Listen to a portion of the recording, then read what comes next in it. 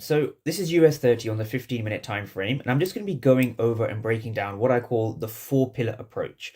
So the four-pillar approach is a very simple sort of framework that I use that just allows me to identify my daily bias. So before the New York or the US session even begins, or if you're in the London session, you want to have a way of having an exact framework which tells you the daily bias. And so this is how I find my daily bias. So what we can see here is we see structural markings of highs and lows and highs and lows. So on Dow Jones, my most recent structural dealing range high is here. And then of course we've had the breakdown here. So for Dow Jones, this is my structural low and this is my structural high.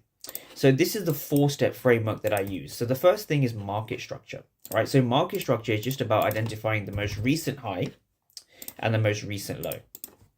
And so by identifying this, we have step two.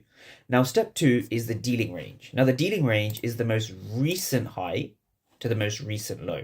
And so if you're a struggling trader with daily bias, I want you to take a few minutes out of your day, maybe 5 to 10 minutes, just to refine your structure. Because truthfully, structure is not difficult, right? I don't think market structure is difficult, right? We have a structural high, structural low, structural high. And so all you want to get used to, in my opinion, as a trader is just marking out these arrows, because these arrows that represent market structure is like a vehicle to the market. And having that vehicle will allow you to derive your daily bias, in my opinion, with a lot more certainty. So you have a structural high, structural low, structural high, and then we had a breakdown here. Okay. Then we had this low take out the previous high. So we had a break up here as well. And then of course, this high took out this previous low.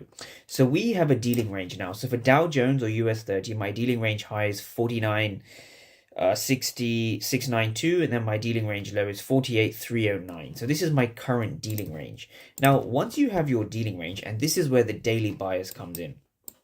So if we just take a look, we've had this huge dump. So kind of Monday and then Tuesday, we had this huge dump coming into this